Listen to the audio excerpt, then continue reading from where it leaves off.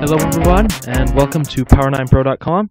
My name is Zach, and today I'm going to be talking to you about a format that I've been playing a lot over the last few months, and that is Pauper on Magic Online. For those of you who don't know, Pauper is a format where you can only play cards that have been printed at common on Magic Online. So obviously the big perk to playing this format is that your decks are really cheap. Like what I've got here, this is a pretty top tier deck, and it only cost me something like 9 tickets or something. So next time you think of shelling out, 60, 70, sometimes 80 ticks for a Jace, that's like 8 Pauper decks.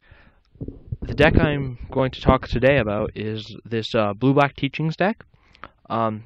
It's a really strong control deck that pretty much grinds your opponents out with card advantage, and I've really had a ton of fun playing it.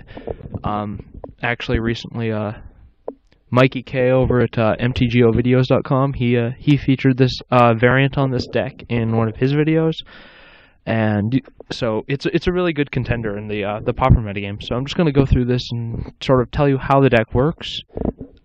The one thing about this deck that's really cool, actually, is that everything in the deck every creature in the deck will generate card advantage. Your basic card advantage creatures are your rats. We play 4 Ravenous Rats, the 2-mana 1/1 that makes them discard a card, and 3 Chittering Rats, which is 3 mana for a 2/2, and they put any card from their hand on top of their library. These cards are obviously great because, like a turn 2 Ravenous Rats, it not only does it, give you a guy, but making them discard is really great, especially when you're on the draw, or on the play, sorry. And then you can play all sorts of shenanigans with your ninjas. So we have this build I'm currently running has 5 ninjas. We have 4 Ninja the Devours, which are they're a 4-mana 2/2, and whenever they deal combat damage, you can draw a card, just kind of like Scroll Thief. And they also have Ninjutsu for 2. And for those of you who don't know, Ninjutsu is a mechanic where if you have one of your attacking creatures that's unblocked, you can pay its ninjutsu cost and return the unblocked creature to your hand and put the ninja onto the battlefield tapped and attacking.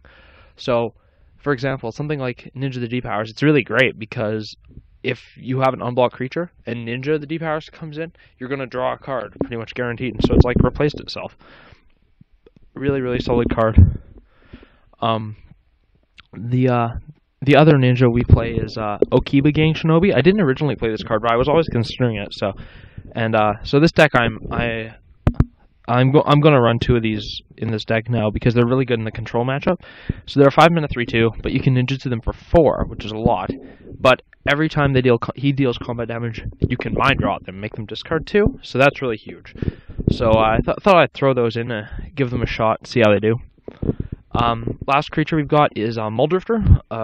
Muldrifter, fantastic card. 5-mana 2/2, flying, you draw 2 cards, or you can just play it for 3 as like a 3-mana divination. It's an amazing spell. In the control mirrors, it often comes down to who can resolve more Muldrifters, and that becomes pretty clutch. So that's the creature base. Notice how everything that's not a ninja has a come into play effect, so that when you bring them back with ninjas, you're still getting a ton of value out of them, which is really great. Chittering Rats, this slot's debated by some people. Some people like to run Liliana as Spectres, and I totally understand why, because they have the flying, and that makes it easier to ninjutsu in one of your ninjas. I haven't tried Liliana Spectres out yet, but I really love the tempo boost that Chittering Rats gives you, and especially in the late game, it's such a solid draw if they have like only 1 or 2 cards in their hand, and you in essence force them to skip their draw next turn, so it's really good. Okay, so the instant core of the deck, we have 4 Mystical Teachings. Obviously, card is 100% insane. Guillaume Wafetapa would attest to that. He plays this card in pretty much every format you can. 4-mana instant, tutor for anything that has flash or is an instant, and you can flash it back for 6. Really great, leaving 4 mana or 6 mana or whatever open during their turn. You can teachings for whatever you need, pretty much. So, card is unbelievably good. You get so much card advantage out of it, and you can really sculpt the game by casting teachings for different targets. We have 4 Counterspell. Counterspell, obviously amazing card. Really good, just really good card in general. You can't say much more about that. Agni Warp. Agni Warp is a really good card in that you can get a lot of 2-for-1s in this format. Like if they're attacking with 2 guys, you block one with a Rats, you give their guy -3/-0, kill the other guy, and it's really awesome. The other reason Agni Warp is good in this format is because some decks like to play a Guardian of the Guild Pact, which is 3 and a white for a 2/3 with protection from monocolored.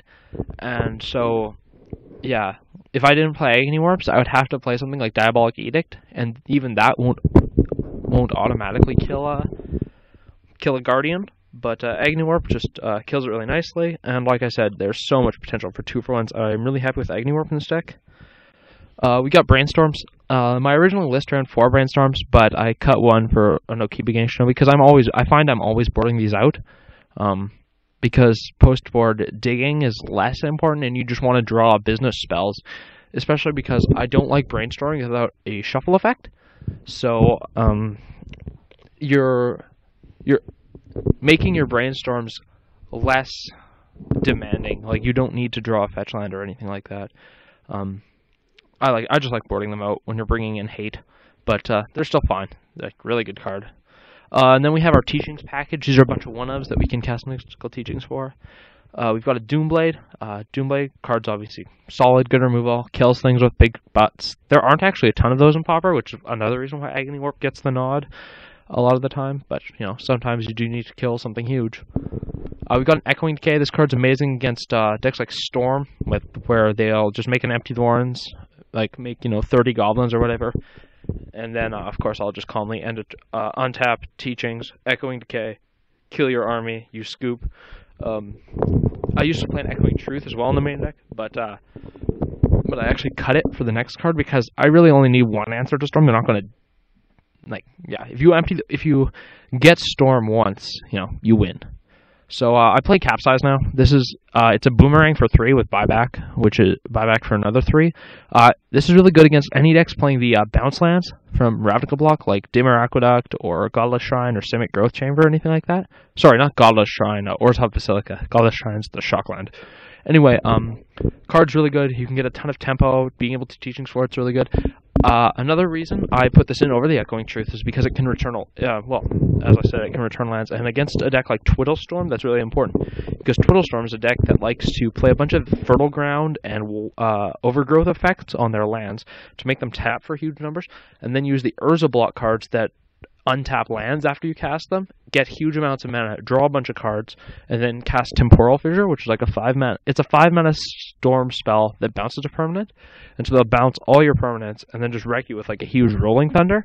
And so this is a nod to that deck, because if they put 3 enchantments on a Simic Growth Chamber and you capsize it, you're just laughing. We have a Soul Manipulation. It's a really solid card from Lara block. You can either counter a creature spell, raise dead, or do both. So nothing really feels better than, in the late game, Teachings for Soul Manipulation, counter one of their big threats, bring back a Mulldrifter, and it just feels great. And then last but not least, the Grim Harvest. This is a fantastic card because it pretty much wins the Control Mirror if you can get it online, because all your guys generate card advantage, being able to Grim Harvest them back is really huge. And especially with Mulldrifter, and Grim Harvest becomes insane.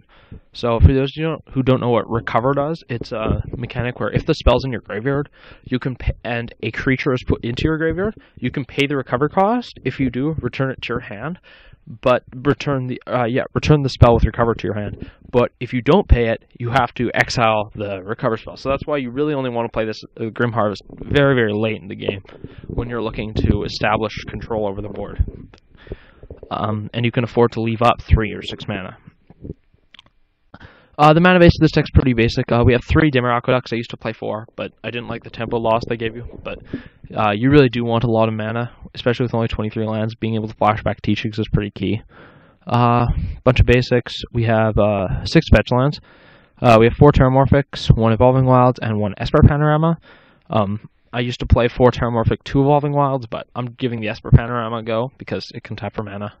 Some decks also like to splash white for something like Circle Protection Red out of the board, but I don't do that. I just play straight blue-black.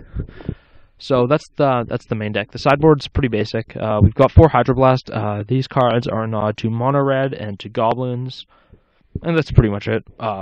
It's really insane. You can just, if you can get rid of their spells and creatures really early on and force them to be drawing like with only 2 cards in hand or something, while you're at a relatively stable life total, like 10 to 12-ish, then you're absolutely golden. And each Mystical Teaching you cast is pretty much, it counters 2 of their spells because you can play it and then flash it back for Hydroblast, and becomes insane. Shrivel. I used to play 3 Shrivels, but now I'm back to 2. Some people play Nausea. It's exact same card, just different name. Again, a nod to the Goblin decks, a nod to some mono green decks, pretty much any weenie deck Shrivel's good against. It's a sorcery, unfortunately, so we can't really tutor for it. We've got the Graveyard Hate. We have 1 Coffin Purge, which is really good because it's an instant, and which means we can cast Teachings for it. But there are some decks where you need a lot of Graveyard Hate, and just some spot Graveyard Hate isn't enough. So I also play 1 Relic of Progenitus. Yeah, just because it's good. I got the Echoing Truth in the sideboard for decks where I feel it's necessary. Like, I'll bring that in against Storm and some other things, but that's all. It's up for debate, but I think it's good to have 1 Echoing Truth in the board at least. Piracy Charm is one of my top cards in this 75. I've never been disappointed to draw a Piracy Charm, and I boarded in against pretty much every matchup. The things this card does are just amazing. There's a lot of X1s in the format, so it kills a lot of X1s. Lets your guys trade up with bigger things, like it lets a Muldrifter trade up with a Mirror Enforcer or something like that. Obviously can get through for an extra 2 points of damage if you need it. The discarding card mode is great. If you're top decking and if your opponent's top decking and the board stays kind of even, and you can Piracy Charm them in their draw step, it's pretty good. I've blown people out like that, just because it gets you an extra turn, gets you an extra draw step, kills whatever they had drawn. So pretty good card. Really happy with it. And of course the Island Walk you can use to make your ninjas unblockable, which is pretty clutch. We have 1 more Doomblade for matches where I want more spot removal. So pretty much, or if they play a bunch of big guys, so matchups like Affinity, the White-Black Pestilence deck, I usually want that in. Depends on what exactly they're running. And then last but not least, we have 4 Duress. Obviously good against Control, obviously good against Combo. Storm pretty much gets rolled over if you can make them discard a couple times, because their deck is so hit or miss. So in addition to our already pretty good mainboard matchup, like with the rats and the Echoing Decay, being able to duress specific hands is really good, because the only way they can really beat you is by going for double Grape Shot, because you can't get to 20 Storm. You have to go for double Grape Shot for like 10 and 11. And if you can duress away a Grape Shot or a draw spell like Sign of Blood or Ideas Unbound, it's really clutch, because the Empty the Warren's kill just doesn't kill you because you have that Echoing Decay. And that's why a lot of people against Control actually board out the empty kill, or otherwise sometimes they'll board in an extra Goblin Bushwhacker to give the tokens haste so that you can't untap in Teachings. But the thing is that they can't run like a full playset of Goblin Bushwhackers, because if they do, they lose a bunch of consistency being able to go off, and so you'll draw all these dead Bushwhackers. So they usually only run like 1 mainboard, 1 sideboard. So Duress is really good at keeping Storm in check, and it's crucial in the mirror. You want to make them discard their things like their counter spells, or their Grim Harvest. If you can then kill one of their creatures, it's really good. Just solid card. So that's the deck. Today, someone at Wizards loves me, apparently, and they decided to make Thursday Night Magic Pauper. So the first one starts in about half an hour, and I am going to record both the one at 4 and the one at 9, and it's going to be fantastic. I'm really happy. So we will see you then. This is the deck I'm going to be running.